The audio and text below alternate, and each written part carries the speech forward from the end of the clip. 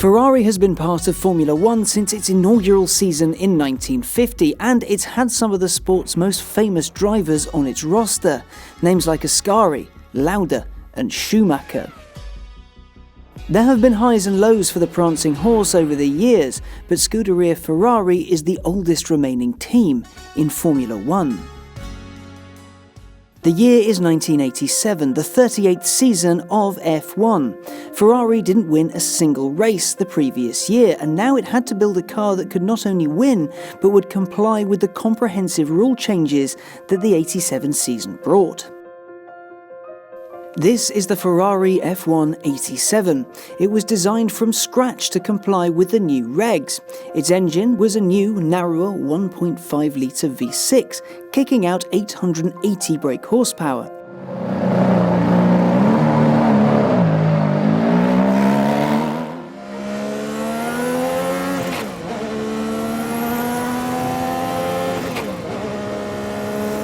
Its predecessor was already considered to be one of the most powerful cars on the grid, and it had 30 fewer horses. The car was the brainchild of designer Gustav Brunner and technical director John Barnard.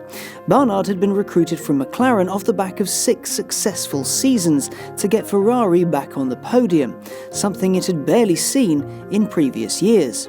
Barnard started to implement some big changes, one of which was banning wine at lunch on test days, something that did not go down well with the mostly Italian mechanics.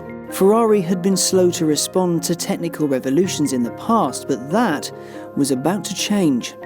Reliability issues did plague the team early in the season, but up-and-coming driver Gerhard Berger drove this car to 3 pole positions and 2 wins that season. The win at the Japanese Grand Prix that year was not only Berger's first, but Ferrari's first in 2 years. The win at the very next race in Australia was Ferrari's first back-to-back win since 1981.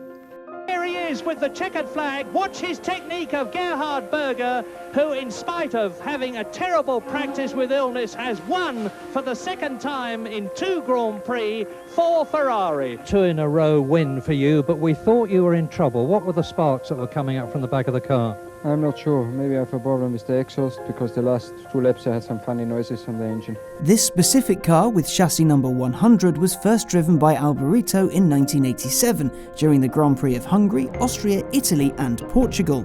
Afterwards it was set aside and carried Berger's number and functioned as a reserve car. The car underwent some modifications for the 88 season and was renamed the F187 88C. This would be the last year that regulations would permit turbocharged engines, so the car was nicknamed Ultimo Turbo.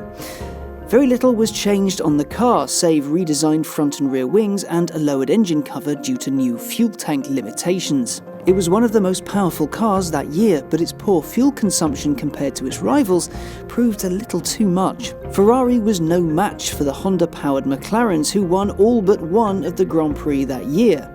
The one they missed? Monza.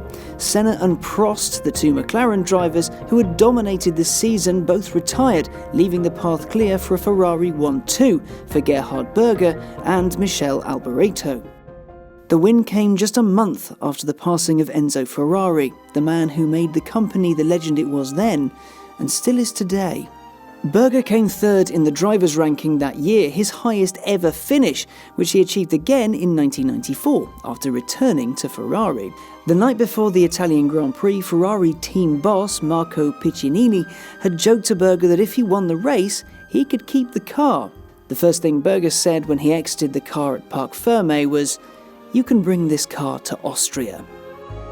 Berger and this car ended a rough streak for Ferrari. That driver and that car are part of Ferrari's massive F1 story, a story that's had its highs and its lows. But it's rarely been dull.